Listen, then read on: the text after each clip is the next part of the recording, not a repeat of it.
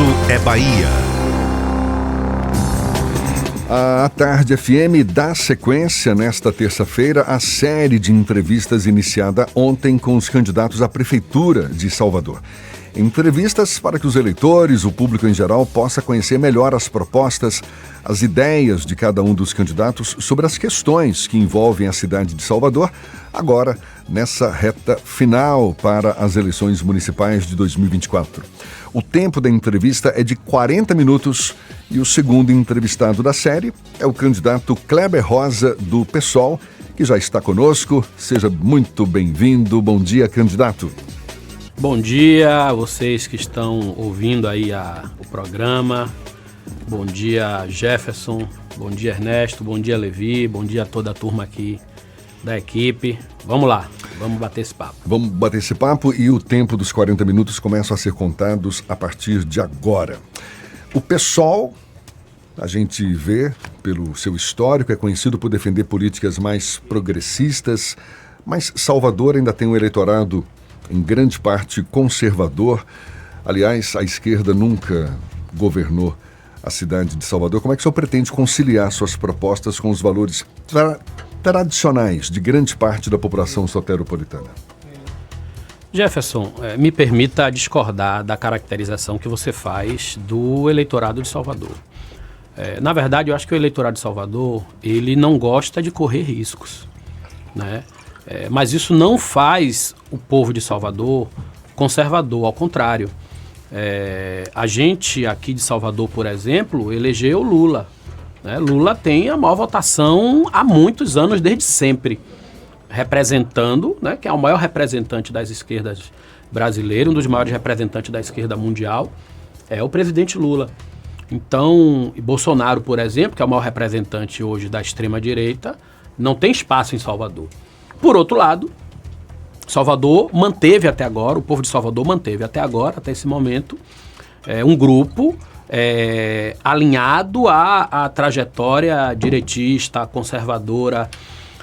Isso é uma contradição que para mim, caracteriza o povo de Salvador como povo que gosta de ter garantias, de ter segurança, que não vota necessariamente orientado por princípios ideológicos, mas vota baseado na confiança que ele tem de que aquela pessoa vai fazer uma boa gestão e vai atender às suas necessidades, né? Justamente por isso é que a gente se afirma ser do campo da esquerda, é que a gente faz questão de dizer que o nosso legado ao lado de Lula é legítimo e foi construído na realidade, na luta, e é por isso que, para além de se afirmar como candidato da esquerda, a gente elaborou um programa para Salvador para defender a cidade com mais qualidade, com mais justiça social, né, com menos desigualdade, e dizendo como nós vamos fazer isso e mostrando o que a gente quer fazer.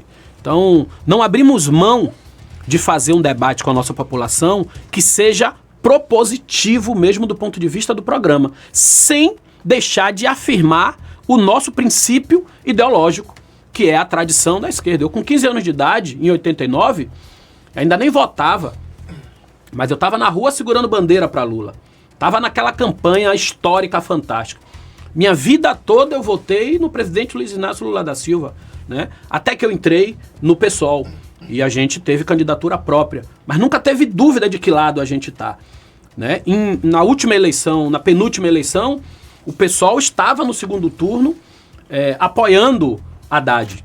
E na última eleição a gente não teve dúvida da importância de votar com Lula para livrar o Brasil dessa tragédia que foi o bolsonarismo. Então, nos afirmamos ideologicamente, mas estamos apresentando um programa propositivo para mudar e melhorar a vida das pessoas. Kleber, a gente está num cenário político marcado por grandes partidos, coligações poderosas. Qual é a sua avaliação real para conseguir chegar ao Palácio Tomé de Souza? Que estratégia o senhor tem para romper essa hegemonia?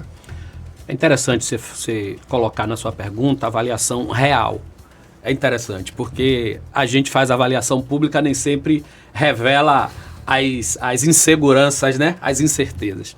Mas a minha avaliação real é a que eu tenho feito. Eu reconheço que eu estou enfrentando 2 candidatos com musculatura eleitoral muito densa, muito forte, com organização de grupo político forte. Nós estamos falando de um prefeito e de um vice-governador.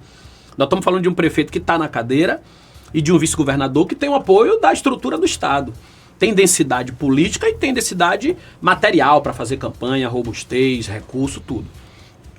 Qual é a minha estratégia?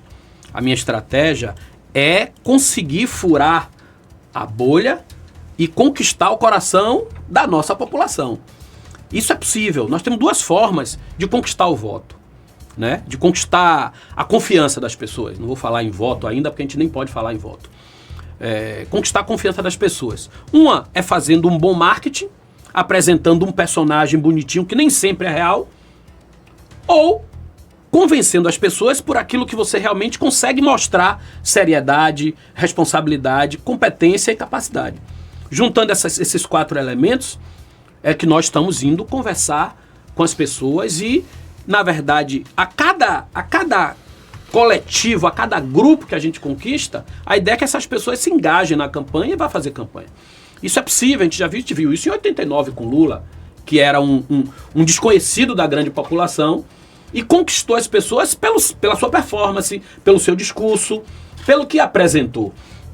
Então, a minha estratégia honesta é conquistar o povo de Salvador, é dialogar com as pessoas, é aproveitar espaços como esse para ser ouvido, né, para mostrar a minha responsabilidade com o que eu estou fazendo, mostrar que nós não estamos nesse processo eleitoral para demarcar posição, estamos de fato para disputar.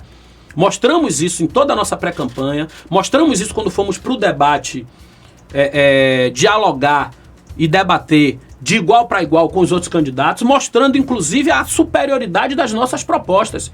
Então, essa é a estratégia, não tem outra. A gente precisa ganhar o coração das pessoas, conquistar as pessoas. A nossa estratégia não é o recurso, não é a propaganda, nós temos pouco tempo na TV. É conquistar as pessoas e é com essa estratégia que eu estou na estrada todo dia, né, batendo um papo aí, batendo perna e seguindo a vida. Bom, considerando essa linha para você conquistar aí os corações e mentes dos soteropolitanos, e vamos admitindo como correta a sua avaliação sobre o perfil do eleitorado soteropolitano, o que é que explica essa contradição? Como você falou de Lula ser sempre vitorioso aqui, então o eleitorado de Salvador ele tem essa inclinação, essa simpatia pelas posições do PT, de Lula, etc., mas ao mesmo tempo Salvador nunca elegeu um prefeito da esquerda, do campo da esquerda. Lídice da Mata, que na época foi eleita pelo PSDB em 92, né? E nunca elegeu um prefeito negro. Então você se apresenta exatamente com esse posicionamento, né? Se apresenta como candidato que se identifica com as posições da esquerda e é um candidato negro que faz esse discurso também na cidade. Por que Salvador nunca escolheu um prefeito com um perfil como o seu e por que esse perfil agora você acredita na viabilidade nessa eleição? Olha, a gente precisa entender, Ernesto, o racismo com todas as suas facetas. Para o povo poder escolher, é necessário que ele tenha a opção. Que seja lhe oferecido, inclusive, a opção. E esse filtro do racismo, ele acontece antes. Os próprios partidos fazem um filtro interno orientado pela estrutura psicológica e política racista e impede que candidaturas negras se ofereçam para a população. Quando foi que um candidato negro esteve disputando com condições mínima de disputa real? Tivemos o Major Denise Santiago, Olívia Santana. É verdade. Teve essas candidaturas, mas o que a gente percebe, por exemplo, Olívia Santana, quando ela foi candidata, ela foi uma das diversas candidatas do grupo do governo. E nem foi a candidata principal, né? Então, mais uma vez a gente percebe, quando é para valer, aí o filtro acontece, como é agora. O grupo do governo, por exemplo, indicou um candidato, com opções, inclusive, da candidatura de Olívia Santana, com opção da candidatura de Silvio Humberto, e as candidaturas foram vetadas. Ou seja, quando escolhe todo mundo colocar uma única candidatura, isso é feito de forma filtrada. Agora, isso não explica tudo, claro. Claro que não explica tudo, porque o racismo, ele paira na cabeça das pessoas também. Existe no imaginário popular, construído pela lógica racista, de que a imagem do negro ela não serve como a imagem do competente, do capaz, daquele que exerce espaço de poder, até porque isso não é comum ser visto. Então as pessoas se orientam muito pelo que vê, né? Então o racismo ele paira na cabeça das pessoas e termina sendo um elemento, né, de decisão eleitoral. Agora, o comportamento desse eleitorado também, seguindo aqui a sua interpretação, né, que não gosta de correr riscos. Por esse raciocínio, Bruno Reis está reeleito, então? Não necessariamente. É o que eu te falei, né? As pessoas precisam se convencer da seriedade, da capacidade, da competência, da responsabilidade das pessoas. Né? Então vamos lá. Não gosta de correr risco. Olha, aqui está dando certo, aqui está bom, ou aquele ali está melhor. Eu quero mostrar para a população que eu posso oferecer à população uma cidade melhor. Eu ia lhe perguntar exatamente isso. O que é que diferencia o que a cidade vê da gestão que está no seu final e que se apresenta postulando a renovação por mais 4 anos, e o que é que você oferece de melhor? Por que é que a população de Salvador tem razão para fazer a escolha por Kleber Rosa em vez de Bruno Reis, seguindo esse raciocínio de que eu quero ficar no que está dando certo, ou quero mudar o que precisa melhorar? Eu ouvi hoje de manhã de uma figura que eu tenho um imenso respeito, e todos nós temos, de que o interesse público precisa estar acima de tudo. Esse cidadão aqui. Esse cidadão aí, Levi. E obviamente que eu já trouxe para cá, porque quando a gente tem uma lição de uma figura como Levi, a gente aprende. E eu disse a ele, está anotado. Obrigado, né? Kleber. Não estava no meu repertório da fala, mas sempre esteve no meu repertório da política. A diferença entre eu e Bruno é o interesse público. O atual prefeito, ele governa a cidade orientado para atender a interesses de um setor ou de setores do mundo econômico, do mundo empresarial, que fatiam os serviços da prefeitura e lucram de forma estratosférica. Vou dar um exemplo. A Limpurbe. Quanto tempo tem que a gente não vê um carro de lixo com a marca lá da Limpurbe, a não ser pequenininha? A Limpurbe está sucateada. Quando a Limpurbe era uma grande estrutura, o lixo era recolhido através do serviço público. Hoje o que nós temos é o sucateamento da Limpurbe e a privatização absoluta do lixo.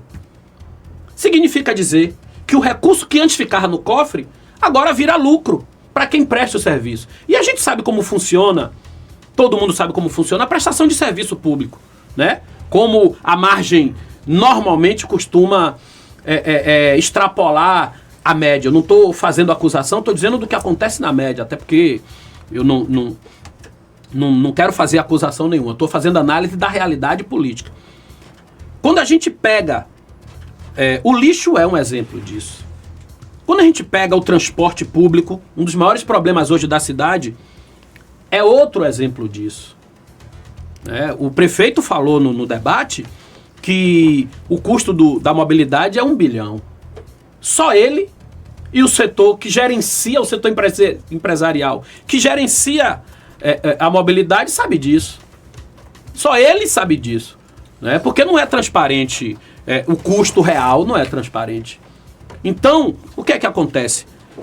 O prefeito gerencia a cidade pensando e articulado com setores que vê a cidade como espaço de lucro, como uma oportunidade de fazer negócio. A minha proposta, o meu interesse, o interesse nosso do partido, do nosso programa, do PSOL, da rede e do grupo que eu represento aqui, é colocar o interesse público acima do interesse privado. Portanto, ao colocar o interesse público, eu vou dizer a você que nós vamos propor, nós vamos ter capacidade, primeiro, de economizar, de valorizar os recursos públicos e trazer e manter os recursos para ser melhor investido. Não é? Estou dizendo que eu vou privatizar tudo, não é isso. Privatizar não, estatizar. Não é fazer o processo de estatização. Mas é fortalecer a máquina pública para garantir serviço de qualidade e economizando recursos para aplicar em outras áreas ou em áreas que precisam ser melhor aplicadas, como é o caso da saúde, como é o caso da educação, a própria mobilidade urbana, que precisa ter mais recursos. O sistema de transporte precisa ter mais recurso público, porque a minha proposta, que é a proposta de tarifa zero, ela conta com investimento do setor público, municipal, com parceria com o federal e setores privados também. Então, essa é a grande diferença. O atual prefeito governa para grupos que veem a cidade como oportunidade de negócio. E eu vou governar Salvador para o povo, com o povo, visando o interesse público. Candidato, estamos conversando aqui com o candidato Kleber Rosa, do PSOL, candidato à Prefeitura de Salvador. Levi Vasconcelos, por favor, fique à vontade para fazer sua pergunta também. Ô Kleber, me diga uma coisa, amigo. Você está se falando em interesse público, interesse privado, e aqui em Salvador, por exemplo, no setor de saneamento, nós temos 8 rios. Todos eles podres. Todos eles viraram esgotão. Aí tem uma polêmica, Bruno Reis querendo privatizar o saneamento, o pessoal do Sindai reagindo pesado contra. O certo é que os rios estão perdidos. O que é que você pensa para encarar esse tipo de situação? Olha, primeiro eu quero deixar aqui meus parabéns à Embasa, aos servidores da Embasa e à Embasa como uma instituição pública. Olha o que eu acabei de falar. Eu acabei de falar que Bruno governa a cidade pensando em atender a interesses privados. O que ele quer, no fundo, é privatizar o saneamento básico em Salvador. É isso que ele quer. Ou seja, ele quer tirar a Embasa e montar, né, uma outra estrutura de saneamento que vai seguir o modelo que ele aplica em Salvador, que é a privatização de todo o serviço público. No final das contas, quem presta serviço público em Salvador são entes privados e recebendo muito recurso. Então, o que Bruno propõe é uma forma de privatização do saneamento básico em Salvador, que passa pela água, pelo esgoto, pela coleta de lixo, né? pelo trato dos resíduos sólidos. Então, tudo isso é o que a gente chama de saneamento básico. Nós precisamos fazer um bom contrato com a Embasa, porque a Embasa ela presta serviço para a prefeitura. Agora, a gente faz isso hoje sem um contrato. É necessário fazer um contrato, é necessário garantir a aplicação adequada dos recursos no saneamento básico. Quando a gente vê, você falou dos rios, Levi, mas eu quero falar de coisas até mais corriqueiras. Eu quero falar do esgoto, da água que chega ou que não chega na casa das pessoas. Eu quero falar aqui de Ilha de Maré. Ilha de Maré vive uma situação lastimável do ponto de vista do saneamento. É um território de Salvador, é um território abandonado, absolutamente abandonado. Eu estive em Ilha de Maré, eu rodei todas as comunidades de Ilha de Maré. São mais de 11 mil, em torno de 11 mil pessoas morando em Ilha de Maré. Né? Muita gente acha que Ilha de Maré é só a praia ali de Botelho das Neves, que chega com seus iates, com suas lanchas, toma um banhozinho gostoso, toma uma cerveja, come a muqueca e vai embora. Não roda a ilha, eu adoro. Já fiz muito isso, mas não roda a ilha, não conhece a ilha. A ilha tem diversas comunidades diferentes ali. E as poucas nascentes que tinha estão contaminadas. As pessoas têm esgoto saindo de casa a céu aberto. Nós estamos falando de um território de Salvador. Entendeu? Uma ilha, né? Que é território, né, da cidade. E é totalmente abandonada em diversos aspectos, mas nós estamos falando de saneamento básico. Candidato, eu vejo o senhor defendendo, criticando umas possíveis ou supostas privatizações, pretensas privatizações da atual gestão, e a gente sabe que o PSOL ele defende uma presença do Estado na gestão, ou seja, a força, né, da estatização na gestão pública. Como é que se aplicaria isso em Salvador, levando em conta as limitações orçamentárias e a própria necessidade, a dependência de repasses estaduais e federais para o município? Olha, primeiro eu quero dizer o seguinte: por que nós defendemos a força do Estado? Por que a privatização é um problema? Do ponto de vista conceitual. Porque privatizar esses serviços é privatizar direitos. Saneamento básico, por exemplo, é um direito.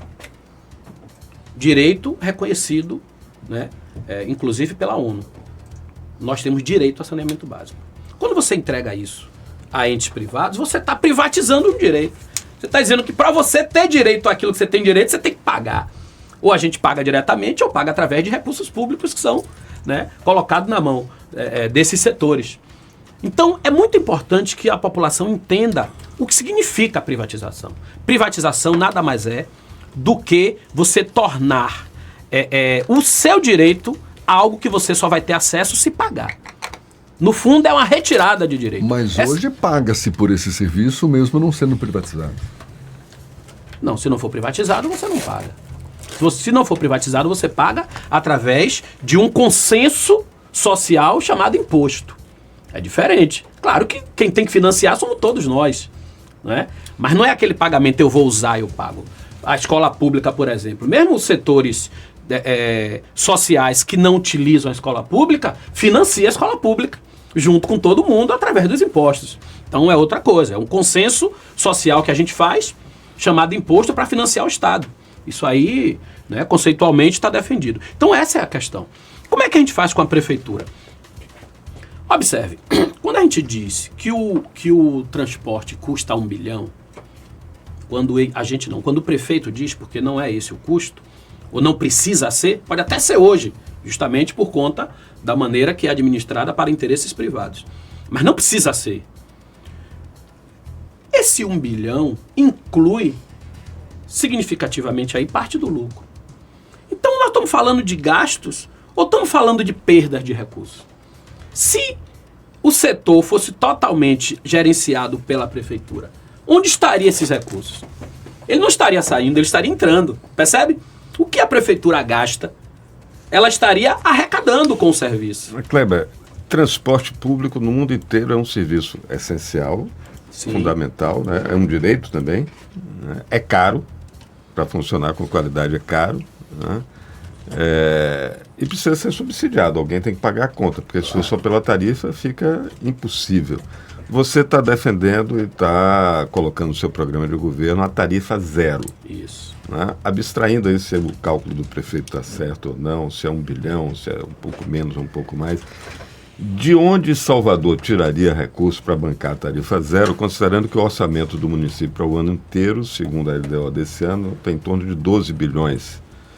Para o ano inteiro, para todas as necessidades da cidade. Como é que de onde vai sair o recurso para financiar a tarifa zero? Dos 12 bilhões. Dos 12 bilhões. De onde é que vai sair? Dos 12 bilhões. Veja bem, a nossa proposta... Então, o orçamento do município sustenta a tarifa zero? A nossa proposta é parceria público-privada para financiar de forma universal o transporte. Como é isso? A gente sabe que hoje o transporte ele é financiado por subsídios, ele é financiado pelos pagantes, pelo povo que paga a tarifa, e ele é financiado por setores empregadores, através ali do pagamento do Vale Transporte, né, do auxílio transporte, enfim, todo trabalhador recebe. Então significa dizer que os setores empregatícios, empregadores, eles também financiam parte do recurso que vai. A nossa proposta é ampliar os 2 segmentos e anular o terceiro. Não é justo que um sistema que é importante para toda a sociedade seja financiado por quem tem menos condição de pagar. No final das contas, o grosso do financiamento, quem paga é o povo mais pobre. É justamente quem não tem uma moto, que não tem um carro, que não pode pegar um Uber, que não pode pegar um táxi. É o povo mais pobre. Às vezes que não pode pegar um ônibus também. E às vezes não, mas esses aí já estão fora justamente porque, como o sistema é financiado apenas pelo povo, as pessoas começam a não poder pagar e quem paga termina tendo que pagar por quem saiu do sistema e assim a tarifa vai ficando mais cara. Salvador é uma das tarifas mais caras do Brasil, é a mais cara do Nordeste.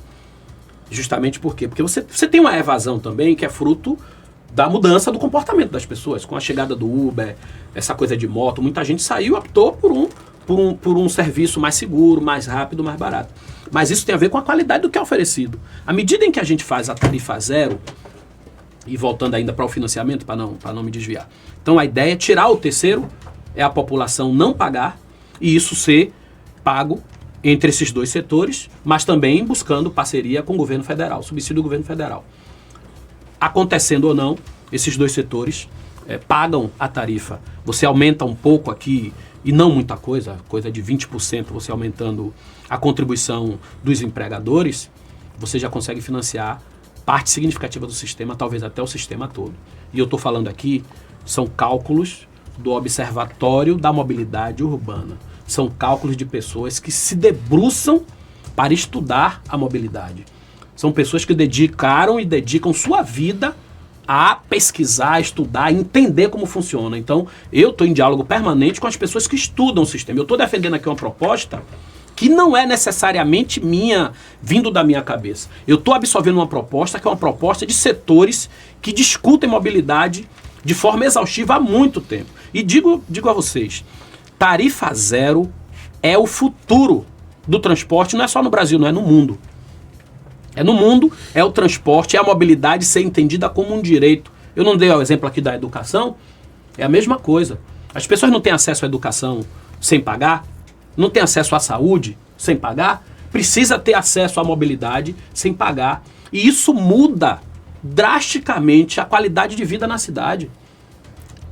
Tem repercussão na economia, inclusive. Né? Muita. Agora, você é um cientista social, é um profissional de segurança pública, você é um policial de carreira, né, concursado da Secretaria de Segurança Pública. E na condição de candidato a prefeito de Salvador, e esse é o debate da hora, segurança pública se discutindo em campanhas eleitorais no país inteiro. Qual é a sua visão sobre esse assunto e o que é que o prefeito de Salvador pode fazer ou o que é que o prefeito atual deixa de fazer para contribuir para a melhoria da segurança pública em nossa cidade? Olha, acho que o problema do prefeito é não assumir a responsabilidade sobre a segurança pública, se escondendo atrás do discurso de que é responsabilidade do Estado.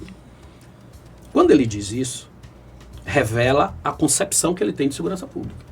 A concepção que o prefeito tem de segurança pública é a concepção média desses governantes que estão fazendo um desastre na nossa segurança, que é achar que segurança pública é polícia, né? É estrutura armada, repressão, vigilância.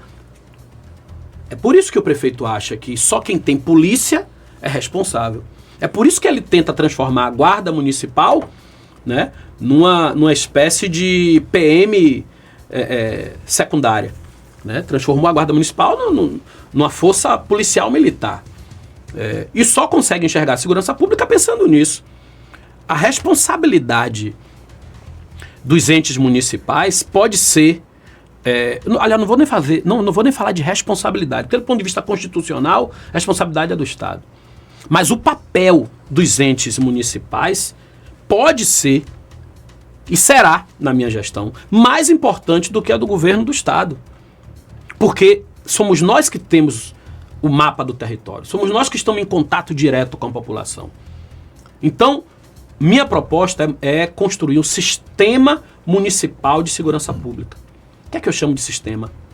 Porque a gente vai fazer uma política de forma, com a engrenagem mesmo.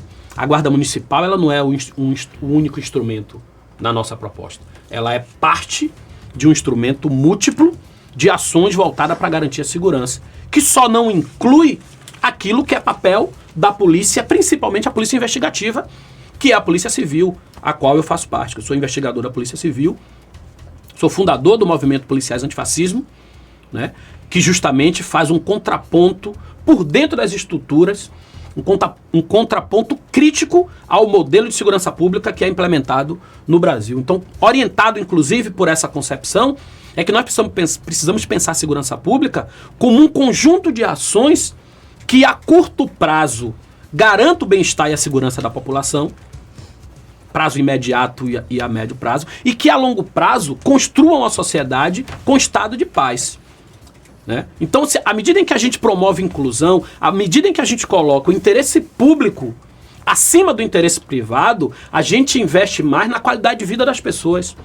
E ao ter qualidade de vida, a gente incide de forma impactante na segurança pública, porque é isso, no final das contas. A violência, a violência que emana de setores populares é o reflexo da violência que essas pessoas sofrem. Antes de qualquer coisa, as pessoas são vitimadas pela violência da ausência do Estado, pela violência do desemprego, pela perversidade do abandono. E isso não pode brotar flor em deserto.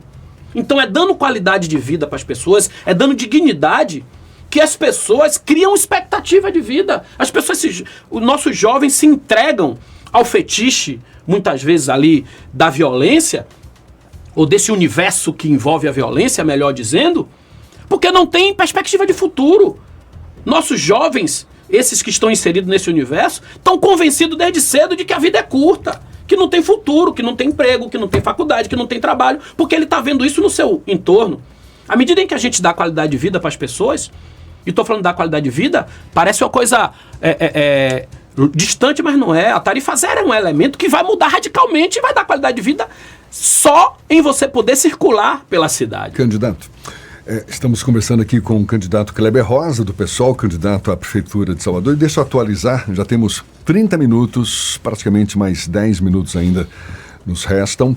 O senhor, nos seus discursos, nas suas propostas, defende muito uma gestão participativa, uma gestão mais democrática. Como é que se daria isso na prática? Explique para o nosso ouvinte. Como é que se daria na prática essa gestão mais participativa, mais democrática, levando em conta que Salvador é uma cidade com muitos interesses divergentes também, não? Eu não acho que Salvador tem tanto interesse divergente. Eu acho que nós temos dois interesses. E aí eu vou bater na tecla. Nós temos o interesse público e o interesse privado, né? O interesse privado, pela força que tem de interferir, inclusive, e incidir sobre governos, termina se impondo sobre os interesses públicos. Então existem dois interesses postos. Se a gente governa pelo interesse público, isso não impede que a gente estabeleça relações com entes privados. Mas a relação que se estabelece com entes privados é visando o interesse público. Isso faz toda a diferença. Isso faz muita diferença. Considerando isso, nós precisamos trazer o povo para a participação na decisão na vida pública. Porque os entes privados participam das decisões na vida pública através de diversos mecanismos, né? Porque elegem, inclusive, seus representantes, porque fazem pressão, porque tem espaço de diálogo direto, e a população não tem espaço de diálogo, porque não lhe é garantido aquilo, inclusive, que é permitido, previsto por lei.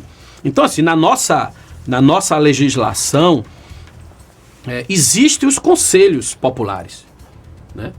Que, na verdade, não é respeitado. Nós temos previsto na nossa legislação Conselho de Saúde, nós temos previsto na nossa legislação uma infinidade de conselhos que não são aplicados. Então, trazer a população para os conselhos, porque o conselho ele é parte, o nome já diz, é para promover debates e sugerir, e orientar, e encaminhar suas demandas. É dessa forma que eu quero governar. Eu quero governar trazendo o povo para perto, para ouvir a população, para atender às demandas, porque às vezes a gente atende uma demanda de uma comunidade achando que está fazendo a melhor coisa do mundo, e às vezes até está fazendo bem, mas muitas vezes aquilo que a gente acha que foi feito e que está magnífico não era a prioridade, não era o que aquela população mais sente a necessidade. Então ouvir as pessoas também ajuda a atender a nossa população de acordo com as suas demandas mais urgentes. Se a gente pensar o Rio Vermelho, a Barra e Ilha Amarela no subúrbio, as necessidades são diferentes. Então a gente precisa ouvir as pessoas para atender a necessidade. Então, colocar sempre o interesse público acima do interesse privado e garantir a funcionalidade dos conselhos para que a nossa população tenha participação efetiva, né, e influência na nossa gestão. Candidato Kleber Rosa, Levi Vasconcelos, por favor, mais uma pergunta sua aí. Kleber, me diga uma coisa, se você se eleger prefeito de Salvador, qual seria a primeira coisa que você faria para dizer assim, cheguei? Quer dizer, você ia atacar um ponto que, do seu ponto de vista, é absolutamente equivocado e ia dar uma guinada grande. O que seria esse problema? Levi, veja bem, eu vou ser muito honesto com você. Eu não sou uma pessoa que gosta de fazer pirotecnia. Eu não acho que tem nada dos grandes problemas, dos problemas importantes da cidade, que possa ser resolvido numa canetada. Não tem nada. Quem disser isso, quando eu sentar, a primeira coisa que eu faço é conversa fiada, tá jogando para a plateia.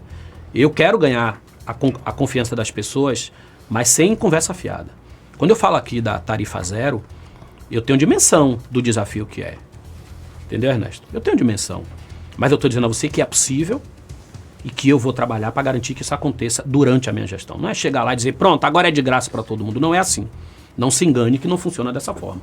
Então nós temos a mobilidade urbana, que é um problema importantíssimo, que para mim é uma das prioridades. Nós temos segurança pública. Não adianta dizer, quando eu entrar, vou fazer concurso para 5.000 guarda municipal e a vida está resolvida. Não é assim que funciona. Nós temos a educação, nós temos que pagar o piso dos professores. Nós temos que respeitar a carreira do magistério. E isso também não se faz da noite para o dia para resolver o problema que foi criado pelo prefeito, que nunca cumpriu a lei. Não sou eu que vou chegar e vou dizer, cumpra-se. Não. Precisa saber de onde tirar o dinheiro, né? Como o Ernesto falou. Então precisa organizar a vida. Então o compromisso de fazer existe e não é um compromisso que está posto apenas pelo discurso. É um compromisso que está posto pela minha biografia, pelo que eu fiz a minha vida toda, pelo que eu continuo fazendo até hoje. Eu sou coordenador geral da Federação dos Trabalhadores Públicos. Então meu compromisso com o serviço público, ele não é eleitoral, né? Ele é um compromisso de vida. Então quando a gente fala da saúde, respeitar a lei e atender às demandas dos agentes de saúde, potencializar o programa Saúde da Família, garantir que o agente de saúde vá de porta em porta atender as pessoas, não resolve numa canetada. Resolve organizando a vida, trabalhando, planejando. É assim que resolve. Candidato, a gente tem ainda... Me permita só falar uma coisa que eu acho que é importante falar, que é um debate que precisa ser trazido para a eleição e que ninguém fala.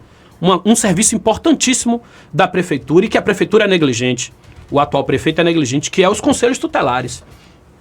O conselho tutelar é um instrumento importantíssimo, inclusive para lidar com a questão da violência em Salvador, né? O atendimento que a gente pode dar às nossas crianças e adolescentes, a retaguarda institucional, inclusive para resolver, para diminuir o problema que muitas mães hoje têm, mãe chefe de família que tem que lidar com questões que envolvem a criança na escola e que tem que se desdobrar, reforçar, fortalecer o conselho tutelar é uma maneira da gente dar, né, um apoio fundamental para as mulheres que são mães, que têm que cuidar da família muitas vezes sozinho, mas para além disso, isso incide também no problema da segurança pública, isso incide na qualidade da educação.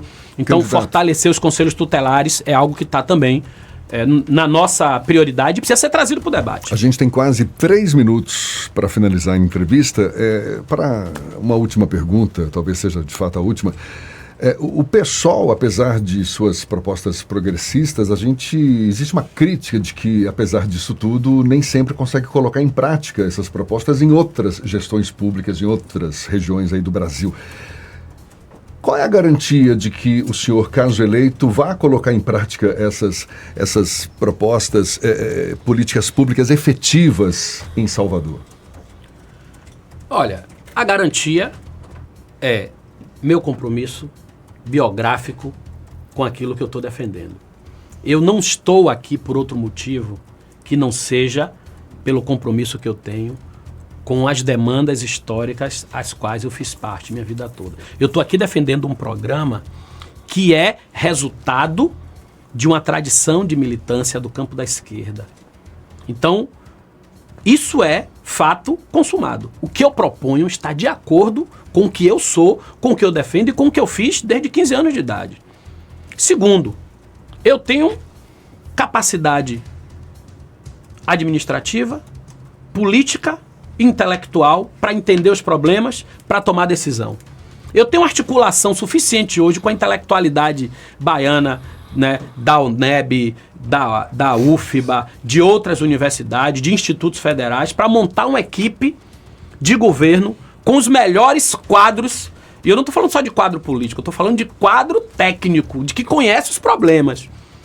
Então eu tenho hoje articulação suficiente para montar uma equipe de governo que de fato conheça ponto a ponto do que nós estamos discutindo. E eu tenho capacidade de liderança e de tomada de decisão, o que é que precisa. Então, assim, ó, eu quero ser a voz de Salvador para a Bahia e quero ser a voz de Salvador para o Brasil. Porque hoje, Salvador está amordaçado, o prefeito fica botando a culpa em todo mundo, do problema da educação, do problema da segurança, do problema do transporte. Ele diz que o problema do transporte é porque o governo federal não manda subsídio. Então precisa de uma voz que seja capaz de buscar isso. E eu quero ser a voz do povo de Salvador, frente ao governo do estado, frente ao governo federal, com a autoridade moral que eu tenho para levar os problemas. 30 segundos para suas considerações finais, por favor. Bom, 30 segundos eu vou dizer, viva a revolta dos Búzios, que continue servindo de inspiração para a gente mudar a vida da população com compromisso histórico, com compromisso ancestral, porque eu estou aqui por isso. Eu estou aqui porque eu sou resultado da luta do nosso povo, que está há 500 anos tentando dignidade, tentando respeito, tentando viver com o mínimo de condições e com liberdade, sobretudo. Candidato Kleber Rosa, do PSOL, muito obrigado pela sua disponibilidade, pela atenção dada aos nossos ouvintes. Bom dia e até uma próxima, então. Eu que agradeço, parabéns para você, muito obrigado, espero voltar o quanto antes. Essa entrevista vai estar disponibilizada logo mais nos nossos canais pelas redes sociais, canal no Spotify, também lá no atardefm.com.br, e amanhã, dando sequência a essa série, vamos receber o candidato Geraldo Júnior, do MDB, para ser também entrevistado conosco aqui no Issa Bahia. Então, muito bom. Agora, 8h42 na Tarde FM. A Tarde FM. Faltou no fecho aí você dizer, meu nome é... 24.